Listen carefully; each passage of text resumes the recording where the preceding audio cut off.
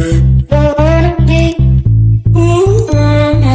vous expliquerai, mais Pita à la base elle est restée dans notre autre appartement avec la dame de maison. Donc on a une dame qui vient régulièrement pour s'occuper de la maison, etc.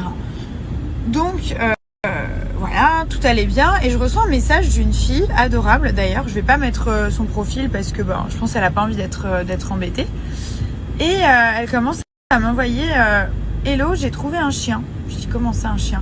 Hello, j'ai trouvé un chien qui ressemble au tien sur le grand passage en fait, là où on se promène en fait, où il y a en face de chez nous, vous savez, il y a la piscine et il y a une place où les gens se promènent.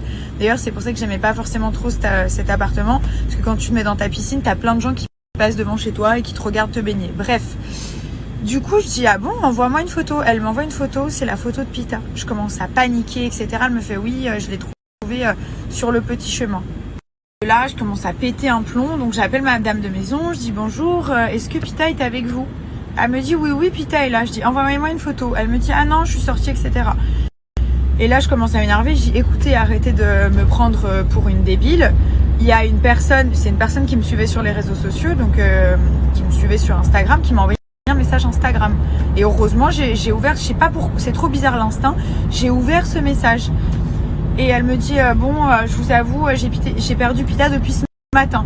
Je dis ah bon et tout, mais pourquoi vous me l'avez pas dit? Elle dit je voulais pas vous faire de soucis. Je dis mais bien sûr que si, fallait me le dire.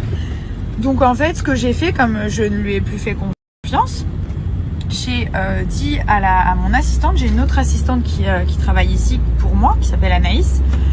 Je lui ai demandé donc d'aller chercher Pita chez cette personne qui l'avait retrouvée et de l'emmener dans un garde-chien. Enfin, c'est comme un hôtel pour chiens, il y a plein d'activités, c'est immense, c'est vraiment génial.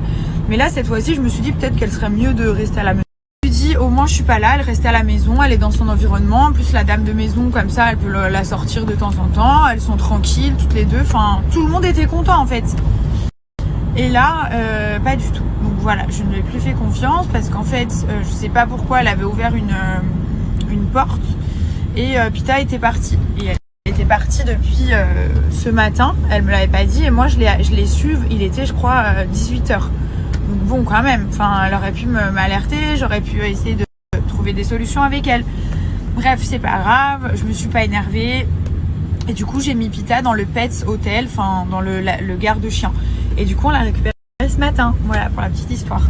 Et Milan, il était trop content, trop heureux.